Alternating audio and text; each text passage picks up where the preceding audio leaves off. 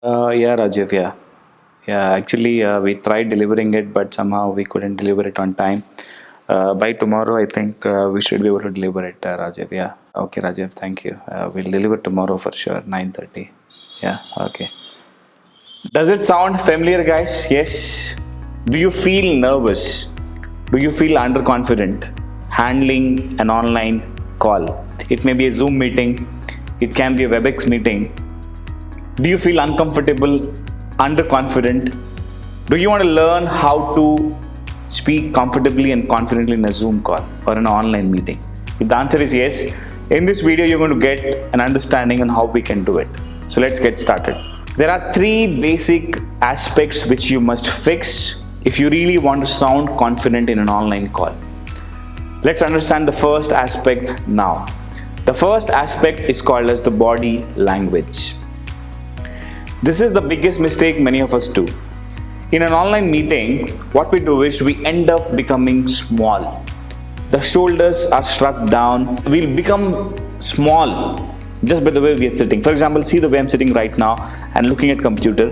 I become small. In fact, my hands are folded or hands are near my thighs. Okay, and I'm not using them while talking. My body language is talking very low. I look underconfident, I feel underconfident just because of sitting in this posture. Many of you do this mistake. Now, what I'm requesting you is become expansive. When you are having an online call, assuming this is an online call I'm attending, my first thing is I'm expansive. My backbone is straight, okay? And I use my hands while talking. Let your hands flow naturally while talking. And this is something which I expect you to do to look confident from within and to look confident for the people who are observing you on the other side of the camera. Making sense? Don't become small with your body language, slouching on the chair and hands near your thighs. That's a very bad body language. Sit erect, occupy more space, use your hands while talking. And about eye connection, look in the camera, but a mistake which people make is they look at them in the camera. It's very natural, isn't it? When we have a video call, generally we tend to look towards us. We tend to look only to us. But actually you're speaking to them, not to you, isn't it? So don't look to you, look at them. What I recommend is, or in fact what I do is, open a document, maybe a Word document, plain Word document. It's a white paper, nothing else, and speak to that white paper. Don't speak to your face. If you do that, you'll become very conscious because you keep worrying about how am I looking confident, am I looking nervous. Don't keep looking to yourself while doing an online call. So these three things, please take care. First, occupy more space. Okay, sit erect, backbone straight. Let your hands flow naturally, eyes looking at the camera, but don't look to your face. If the cameras are open, look to everyone else except you. If cameras are off, look to a plain document, a Word document. You can switch that on, or a PPT, whatever you're using. Look at that PPT and speak. Don't speak to your face. If you do that, you'll look nervous. You'll become conscious.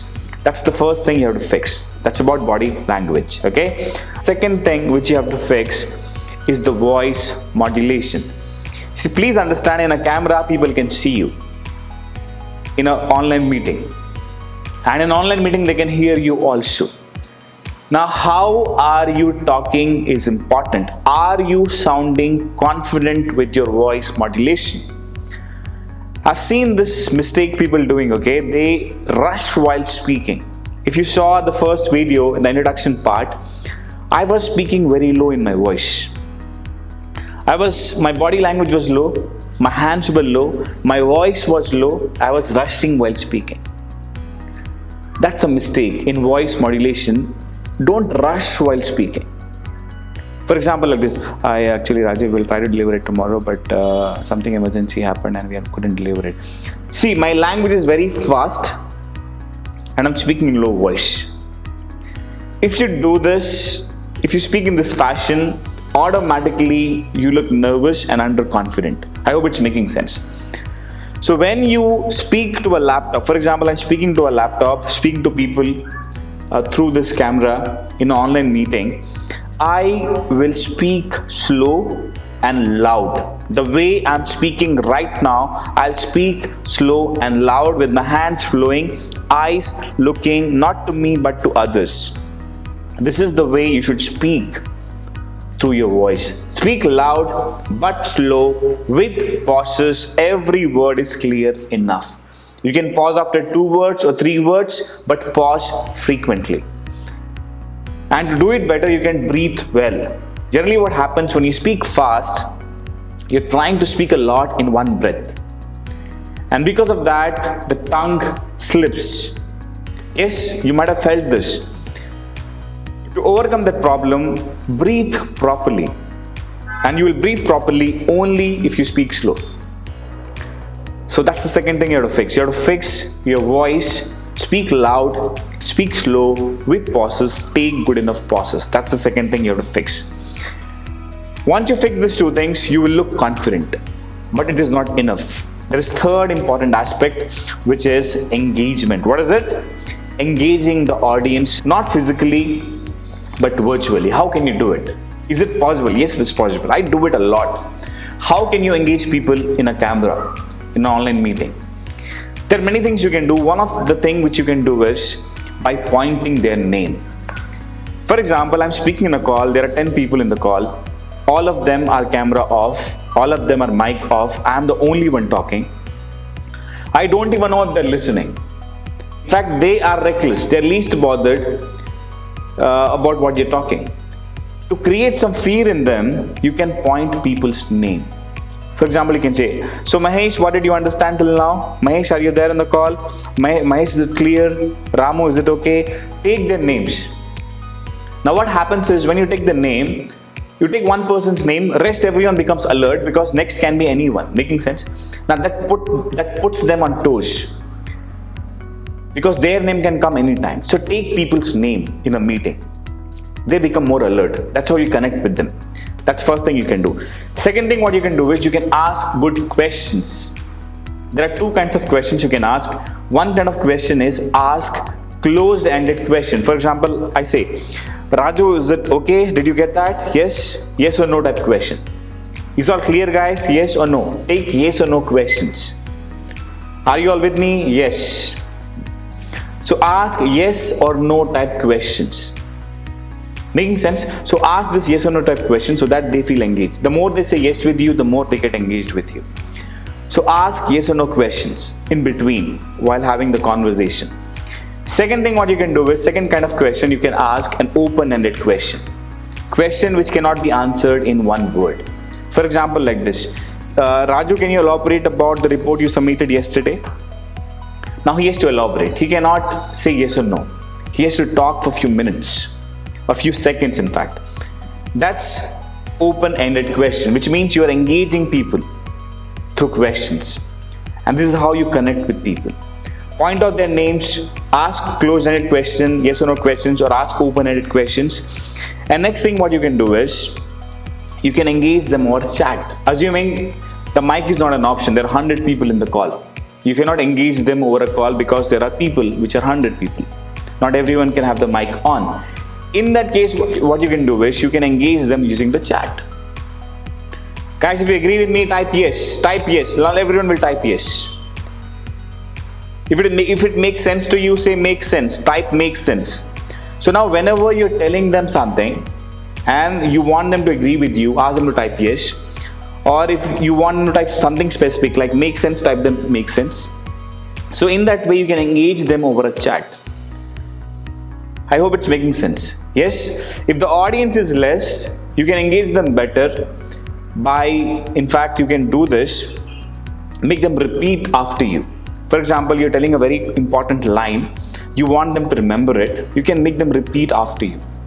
Like repeat after me, we can be great speakers, we can be great speakers. Repeat after me, it's for example a quote, where there is a will, there is a way. They'll repeat, where there is a will, there is a way. Now make them repeat if the audience is less, 10 people, 15 people, you can still do it. I hope it's making sense. So this is how you engage the audience, and an engagement is important. So have a good body language, tip number 1. Second tip is voice little loud and slow with pauses. Third, engage them by asking questions, close-ended and open-ended questions, taking their name, making them repeat questions or repeat the points you mentioned, and engage them on the chat. If you do these three things, they'll feel engaged and they'll feel you are a confident speaker. And a bonus tip I have for you is you can have a good background. Okay, for example, I have a background which is green in color right now, but I can change this background to anything I want. And that's a tip I have for you. If you are doing an online meeting, if you have an ambience of home behind you, it may not look so professional. So this green screen is available in Amazon. You can go and buy, and you can change the background you want. You can make a clean, plain background. Can be white, can be black, can be anything. This gives professionalism to your online meetings. So apply these 4 things. First, have a great body language, open body language, be more confident by occupying more space. Look in the eyes, but not in the eyes of you. Don't look at you, look at people or look at a document. Speak a little loud, but speak slow. Take people's name, ask good questions, engage them in the chat, or make them repeat after you. And last thing is change the background. Use a green screen to change any background you want. If you do all this, you will see your online calls, the level of your online calls, the confidence of you in an online call will go to next level. People will love listening to you and they will feel more engaged. They'll feel more connected to you. Apply these 4 tips and let me know how it worked for you. I'm sure they're going to work and you will see great results. If you like the video, please subscribe. Any questions you have, ask in the comment section below. Saurabh Chharia here. See you with a new video very soon. Thank you for watching.